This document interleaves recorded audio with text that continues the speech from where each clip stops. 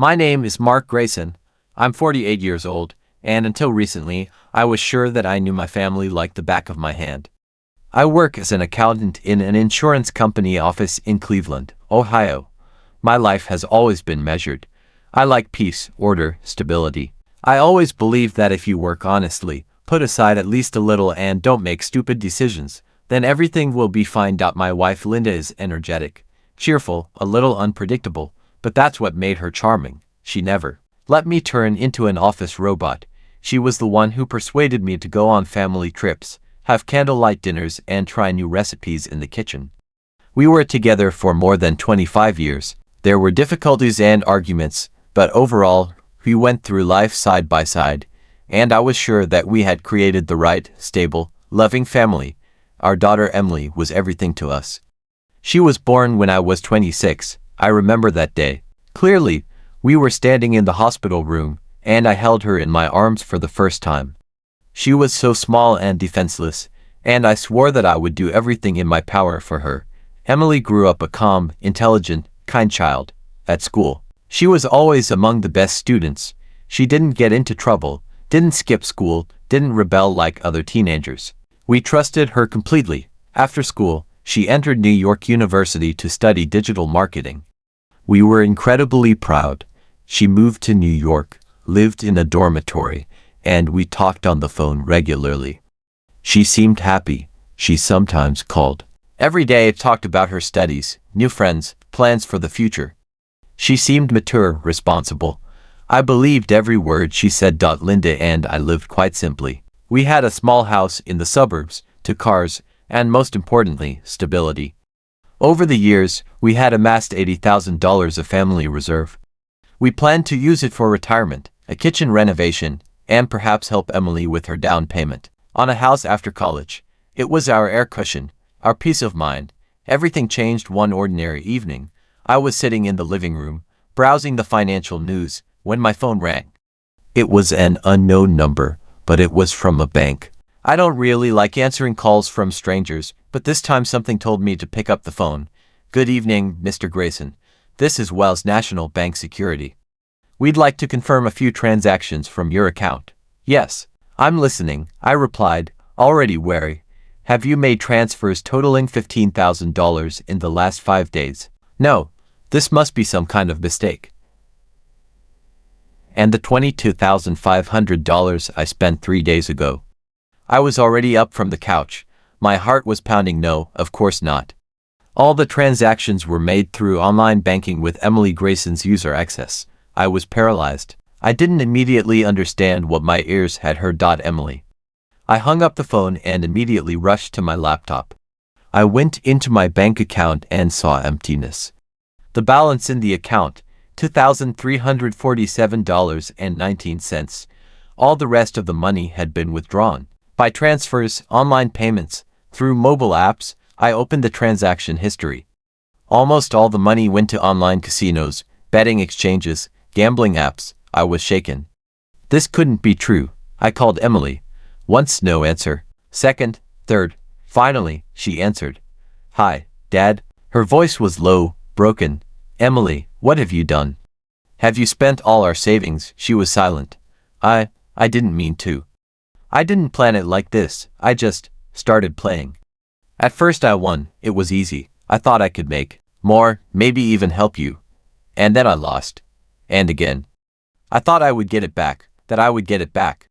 It was our money, Emily. Everything we had saved for years. I know. I'm sorry. I couldn't say it. I was afraid. I was ashamed. I hung up. I couldn't stand it. I didn't want to offend her, but the words just wouldn't come. I sat in silence. Linda came into the room and saw my face. What happened? She asked quietly. I looked at her and said, that's it. She spent it all. When Mary and I got home from the bank, the house was tensely quiet. I tried not to break down, but everything inside me was boiling. There was something worse than anger inside me: disappointment, pain, and fear. Why, Emma? Mary asked, sitting down across from her daughter in the kitchen. Just tell us why. Emma was fiddling with her cell phone, her gaze darting from the table to the floor. She was silent.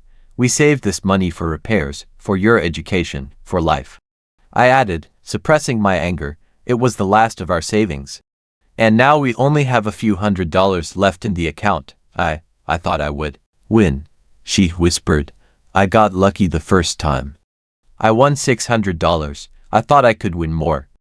I wanted to help you, honestly. Help, I exploded. Emma, you've lost over $25,000. This isn't help, this is, then just tell me you don't need me anymore. She shouted, standing up. It's easier for you to live without me, isn't it? I felt my heart sink. She looked broken, confused, but my sympathy fought against my anger. Emma, we love you. But love doesn't mean turning a blind eye to such things, Mary said calmly. You have to take responsibility for your actions. My daughter turned sharply and went to her room, slamming the door. Mary and I remained in the kitchen. I sat down, my head in my hands. What do we do now? I asked, almost in a whisper. We'll get through it, together, she said, taking my hand. But we have to do something about it, otherwise she'd get lost. The next morning, Mary and I sat down at the table and decided to have a serious talk with Emma. She wasn't screaming anymore, but she looked exhausted. You could tell she was broken inside. You have to realize how serious this is, I began. And if we don't help you now, it's going to get worse. I don't know how it happened, she whispered. I just couldn't stop. Every time I lost, it seemed like the next bet would make it all back. I watched the reels on the slots fall, and I wanted more. And more. It's an addiction, Emma, Mary said quietly. It's a disease, but it's treatable. It took me a while to understand what Mary meant. It turns out that she had been looking for help all night long: clinics, counseling centers, programs for people with gaming addictions. I'm not going to the hospital, Emma exclaimed. I'm not some kind of sick person. But you couldn't stop, I said. This isn't about money anymore. It's about you. We want you to live, to be happy. She sat there in silence, tears streaming down her cheeks. Then she whispered, I'm afraid. Those two words broke my heart more than the screams. Mary and I hugged her. It wasn't the end of the problems, it was just the beginning, but it was a step. That same week, we started seeing a family therapist. Emma didn't want to go, but we set a condition. Either she agreed to therapy or we would have to contact social services. She reluctantly agreed. The first few meetings were difficult. Emma barely spoke, sitting curled up in a ball, but with each session she opened up a little more. The therapist, Mrs. Lori Jackson, a middle-aged woman with a warm voice, explained to us that gambling addiction often starts in young people. It's not about money, it's about control, about emotions, about escaping reality. Something in your family made Emma feel like she didn't have enough control over her life, she said. And maybe the casino was her way of feeling like she could make a difference. I thought about the pressure we were putting on her. The demands of her studies, the expectations. Maybe we were wrong too. We began to reevaluate our approach to parenting. We listened more. We gave Emma space and support, not just criticism and advice. But despite our best efforts, the financial problems remained. The bank wouldn't give a deferral. We were on the verge of losing our house. I had to take another job. I worked as a security guard at a supermarket at night and in a warehouse during the day. Mary worked part-time online, helping students with essays. We survived, but it was too hard. And then the letter arrived. An unusual envelope with no return address. Linda and I drove home in complete silence. The only sounds in the car were the sound of the engine and my deep breathing. I tried to control myself so as not to break down. My daughter, our financial situation, the lie, everything was mixed up in my head. When we arrived, I asked Linda to go to my room. I sat in the kitchen, put my head in my hands and just sat there. Melissa came over, sat across from me and quietly asked, "Did you find out everything?" I nodded. "What are we going to do, James?" "We don't have any savings. It was all in that fund we had for the house. I know. I couldn't even look her in the eye. She just destroyed us. That night I couldn't sleep. In the morning I talked to the bank.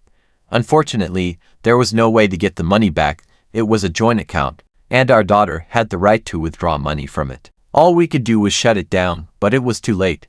I gathered the whole family to talk. "Linda," I began, "you have to understand what you've done. It's not just the expense. You've put our home, our safety, our future at risk. How could you? She lowered her head. Her voice was low and husky. I thought I could win more. It started with $500, then more, and more. I couldn't stop. I thought I'd be lucky next time. This is addiction, Melissa said bitterly. And you need treatment. I'm not sick. Linda shouted. I just made a mistake, and I'm already sorry. I raised my voice. I'm sorry, but sorry won't get us back $63,000. The next few days were hectic. We canceled a family vacation, canceled the house renovation, sold one of the cars, and I took on an extra shift at work. But what worried me most was whether Linda really realized what she had done. One evening I went into her room. She was sitting with her laptop, and when I came in, she abruptly closed it. What are you doing? Nothing. Show me. This is personal. Linda, show me. Reluctantly, she opened her laptop. There was an online casino page. She wasn't playing, but she was logged in. I felt the ground drop from under my feet. You're there again. I was just watching, honestly. I wasn't betting anything. I just couldn't let go. I looked into her eyes and realized she hadn't stopped. She was still a prisoner of the game. It wasn't about the money anymore. It had become an addiction, serious and dangerous. Melissa and I decided to take action. The next day I took Linda to a therapist. She resisted, screaming that we were exaggerating, but we were adamant. She needed help, the psychologist confirmed. Our suspicions: Linda suffered from a gambling addiction. He said that she needed to be worked on systematically, otherwise she would return to the game as soon as the opportunity arose. We decided that she would go to a special rehabilitation program. It was expensive, but not as expensive as another attempt to win back. We sold some jewelry, appliances, even furniture, but we found the money. I took her to the center. She didn't hug us, didn't thank us. She looked offended, but I knew it would be better for her to be angry and live than happy and destroyed. A month passed. We received brief reports on her progress. The doctor said that at first she was aggressive and withdrawn, but over time she began to open up. This gave me hope. Melissa started working on an online business. I learned to live with less expenses. We got used to the new reality. It was difficult. But even harder was living with the constant fear that my daughter would break down again. One day I got a call from the center. Linda asked to talk. I was worried, but I picked up the phone. Dad. I'm sorry. I really am. I didn't know how much I had lost. I thought I had everything under control, but I didn't. I want to go back and fix everything. I couldn't hold back my tears. For the first time in a long time, I felt like there was light at the end of the tunnel. The night after Becky's visit was a sleepless one. I lay in bed staring at the ceiling, Susan tossing and turning beside me, sighing.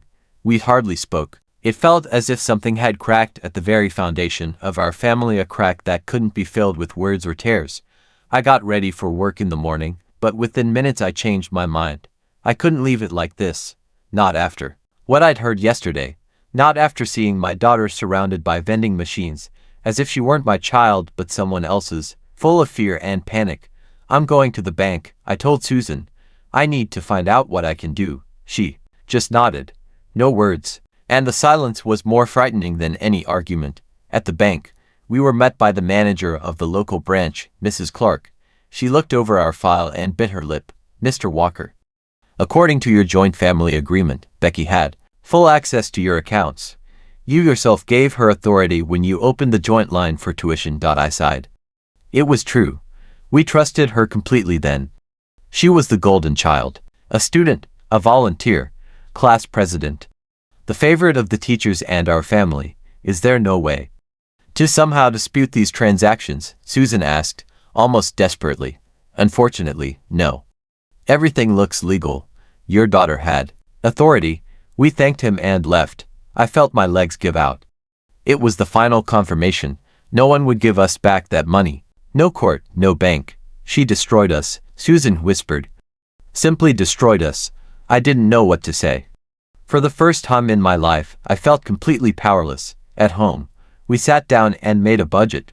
We had just over $200 left in our savings, and that was with the rent due the following week. I called Robert, my boss, and asked for extra shifts.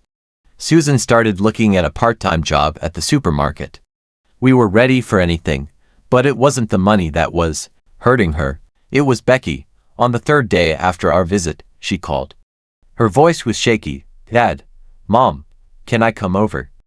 I looked at Susan. She didn't answer. Then I sighed and said, come over. An hour later, she was standing on the doorstep. No makeup. No longer looking like the confident girl she used to be. Her eyes were puffy. Her hair was disheveled. I don't know how to apologize, she began, choking back tears. I'm ashamed. I ruined everything. I couldn't yell at her. I couldn't hit her or throw her out of the house like some of my friends had told me to. She was my child, my blood. I just sat there and listened. It started in college. I won $300 once, she said, wringing her hands. And I thought I had found an easy way to make money. And then, I lost. And I lost some more. And then I wanted to make up for it. And I couldn't stop. It's like a drug. Susan couldn't hold it in and started crying. For the first time in days, not out of anger, but out of pain. We can forgive everything. She whispered. But you have to stop this, forever. Becky nodded. She took a small notebook from her backpack and placed it on the table. It was a list. Asterisk what I owe my parents. How can I pay back everything I've ruined? Asterisk. I looked at the first item. 1. Get a job. Any job. No exceptions. 2. Keep a spending diary. 3. Turn in your phone on your own to the police to avoid gambling addiction. That was the first step. Small, but real. That evening I sat on the porch, watching the sky over Greenville fade. Susan came out to me and handed me a cup of tea. Do you think we can handle this? I don't know, I sighed. But if we're going to fall, it's only the two of us. And only the three of us will get up. She squeezed my hand. I don't believe her completely, she said quietly, but I believe all is not lost yet. I nodded. For the first time in days, I felt a little better. In the days that followed, Becky really began to change. She got a job as a cleaner at the hospital, told her family the truth, and agreed to see a therapist, but there were still so many challenges ahead that we couldn't have imagined at the time, and one of them was coming faster than we thought. A month passed. Becky kept her promise. She woke up at 5:30 every morning, went to the hospital, and came back exhausted but not complaining. She brought in every check and accounted for every dollar spent. We didn't demand it. She wanted us to trust her again. Susan gradually softened. She began to cook Becky's favorite dishes, to leave her little notes in the kitchen wishing her a good day. And I couldn't do it yet. I needed more time. It was as if I had built a wall between us, not out of hatred, but out of pain. I was afraid to trust again. One evening, when Becky was coming home, I overheard her talking outside her bedroom door. She was talking on the phone. I'm holding on. It's really hard, but I'm not playing anymore, not at all. The hospital is hard, but I have to get through this. I just want Dad to forgive me. He won't look at me. It's been a week. I sat up in bed. My throat was burning. I wasn't cruel. I just didn't know how to forgive. How could I trust you again, knowing that everything you'd built could be lost in a click? That same week, I got some bad news. The company I'd worked for the past 12 years was downsizing. And I was one of the people who had been laid off. When I brought home my resignation letter, we were silent for 15 minutes. Then Becky looked up. I can increase my shifts at the hospital. They were looking for another night shift. No, I said. You're already doing everything you can, but someone has to support us. And then I realized she had really changed. She used to run away from responsibility. Now she wants to take on more than we allow. The next day I went to the temporary employment agency. They offered me positions as a loader, a night guard, a cleaner. I agreed to everything. Until something more stable appeared. On my way home, I saw a familiar car in the parking lot near our house. It was Jeremy, Becky's boyfriend, an ex. Actually, he was the one who introduced her to betting. He worked in technical support at an online casino and once even boasted to me that he makes money off fools. I abruptly entered the house and heard voices in her room. What are you doing here? I said, opening the door. Becky was standing in front of him. Jeremy was holding the phone in his hands and showing something. I came to return something to her, he said calmly, her old laptop. She left it with me. You don't belong in this house. I barely restrained myself. Go. He raised his hands. Okay. I wasn't planning on staying anyway. Becky stood there, as still as he left. I didn't call him, really. And I didn't ask for anything. But what? She showed me the laptop. I was afraid of him. But even more afraid that you would think I was getting into this again. It wasn't my fault he came, was it? I looked at her. For the first time in a long time, I saw in her eyes not weakness but struggle. She was fighting with addiction, with shame, with her past, and she was winning. Small steps, but sure. I put my hand on her shoulder. It's not your fault. But if he shows up again, tell me right now. Promise. I promise, she whispered. That same evening I said to Susan, she's really trying. I can see it. Do you think we can trust her? I think we need to learn to trust in a new way, she said. Not like we used to, but at least give it a chance. I nodded. You know, Susan added, I read on the internet today that there are organizations that help these families. And even the therapists are free. Maybe we should try. If it helps us be a family again, I'm ready for anything. Another 2 weeks passed. Becky signed up for a support group for addicts. There she met other people who had been through the same hell. She began to write a journal, where she described her temptations, thoughts, emotions. Susan and I sometimes read it with her, and every page was a testament to her pain, her efforts, and her journey. One morning she left me a note in the kitchen. Greater than Dad, if you haven't forgiven me yet, I understand. But know this, I love you. I broke your trust, but not your love. And I will do anything to rebuild what I have lost. I held that note in my hands for a long time. A very long time. And at that moment I smiled for the first time in many months. But fate was already preparing a new blow. Everything was going to be restored. We were getting used to a new life without luxuries, but with sincerity. Becky worked every day. Susan and I worked part-time as we could. Laughter appeared in the house again, albeit infrequently. But it was already something. And just at the moment when it seemed that we had won, the unexpected happened. One evening the doorbell rang. I opened it and saw a police officer. Good evening.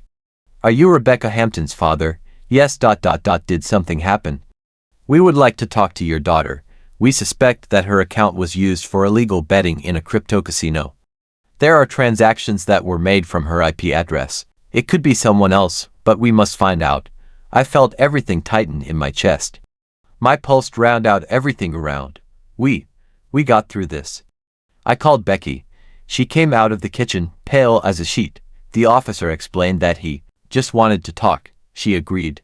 I didn't do anything. Really, maybe Jeremy. He might have had access, but I didn't. I interrupted her. We'll go with you. Until the end. The next few days were hell. We gave the police her laptop, IP logs, even the old phone she used to log into the casino. The investigators worked quickly. A few days later, we were told that someone had probably used her old data without her consent. The suspect was Jeremy. He had created an account in her name, using the saved passwords. When it was confirmed, Becky just cried. For the first time in months, not out of shame, but out of relief. I was afraid that no one would believe me, she said. But you were there. I squeezed her hand. I believed. A year passed, life got better. We still didn't have much, but we had the main thing, trust. Becky enrolled in college for evening classes. She dreamed of becoming a psychotherapist to help people like her. Susan started a small blog about the life of the family after the crisis. Hundreds of people read her. And I went back to work, became a teacher at an online school of financial literacy. And you know, the first lesson always began with the words, everything you have can be lost in 1 minute. But love, if you cherish it, will last forever. One evening, after dinner, Becky brought a box. This is for you, from me. We opened it.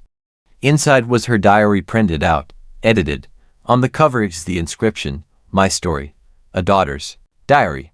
I want to publish it, so that someone like me, in the darkest moment, can find light. I hugged her, tightly. Without words, this story began with loss. But it ended with faith, because even after the most terrible fall, we can rise. Together.